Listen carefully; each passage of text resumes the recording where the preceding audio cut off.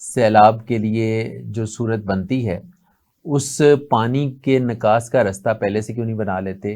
اور جب ہمیں پتہ ہے کہ پچھلے سال بھی سیلاب آیا تھا اور اس سال پھر خطرہ ہے، تو ہم وہ جو پانی کا رخ ہے اس کو درست سمت میں کیوں نہیں موڑ دیتے؟ سر میں آپ سے جو ایک بات عرض کروں نا، میں نے جو دونوں باتیں آپ کو بتائیں، آپ دیکھیے میں آپ سے کے سامنے جو ہے نا 3 سیلابوں کی جو ہے نا آپ کو انالیسس بتاتا ہوں۔ 2010 میں سیلاب آیا، 2010 میں سیلاب آیا اور نوشہرہ اور یہ سارا علاقہ ڈوبا اور تباہی پھیلی۔ آپ جانتے ہیں اس کی وجہ کیا ہے؟ دیکھیں، دریاؤں کے، ندی نالوں کے اپنے قدرتی راستے ہیں، ان راستوں پر کبھی کنسٹرکشن نہیں کرنی چاہیے۔ بدقسمتی سے ہمارے ہاں ہمیں قبضہ کرنے کا اتنا شوق ہو گیا ہے کہ نہ ہم قبرستانوں کو بخش رہے ہیں، نہ دریاؤں کے رستوں کو بخش رہے ہیں، نہ ہم ندی نالوں کو بخش رہے ہیں۔ نوشہرہ اس لیے ڈوبا تھا کہ دریائے سندھ کے اور ندی نالوں کے راستے پہ کنسٹرکشن آپ نے کر دی۔ اب پانی کہاں جائے گا جب پانی آئے گا؟ دوسرا جو کام ہے ماشاءاللہ جو ہم نے کیا، تو یہ جو موٹر وے بنی تھی مردان کے قریب، بھئی قدرتی جو ندی نالے ہیں ان میں اصول یہ ہوتا ہے کہ آپ وہاں پر پل بناتے ہیں، ان کو رستہ دے دیتے ہیں۔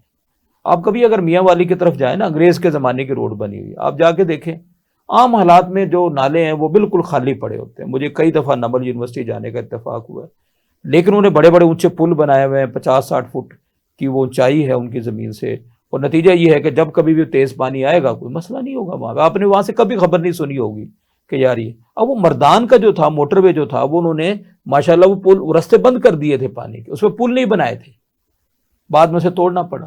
اب کراچی میں جو ہوا سیلاب جو چند سال پہلے آیا، تو کیا ہوا کراچی کے اندر؟ کراچی کے اندر بہت بڑے بڑے قدرتی ندی نالے ہیں، جن میں سے گجر نالہ بھی ہے، جس کی جو لمبائی تھی وہ سینکڑوں فٹ تھی، چوڑائی جو تھی اس کی۔ اب اس پہ کیا ہوا؟ لوگوں نے، اب کراچی میں آپ جا کے دیکھیں، لوگوں نے گھر بنا لیے، فلاں کر دیا، اور آخری ظلم یہ ہوا کہ جو ڈی ایچ اے فیز 6 ہے وہ بنایا ہی گجر نالے کے اوپر گیا ہے۔ اب وہ جو کراچی ڈھلوان پہ ہے، اس کے پانی نے سمندر میں جانا ہے، جب پانی کو گزرنے کا راستہ نہیں ملے گا تو پھر پانی کدھر جائے گا؟ پھر تو ظاہر کشتیاں چلیں گی نا جی وہاں پہ۔ اچھا، اب تیسری جو مثال ہے جو پچھلے سال سیلاب آیا ہے، اس میں آپ کو 2-3 مثال دے رہا ہوں۔ ایک میرے علاقے ڈیرہ غازی خان کی، میں وہاں کا رہنے والا ہوں، یہ آبزرو مطلب بالکل آئی وٹنس والی بات بتا رہا ہوں۔ اب ہوا یہ کہ بزدار صاحب جو تھے ان سے ہمارا کافی تعلق تھا، انہوں نے ہم سے مشورہ مانگا، ہم نے کہا صحیح یہ جو رود کھوئی ہیں ان پہ 4 ڈیم بنا دیں۔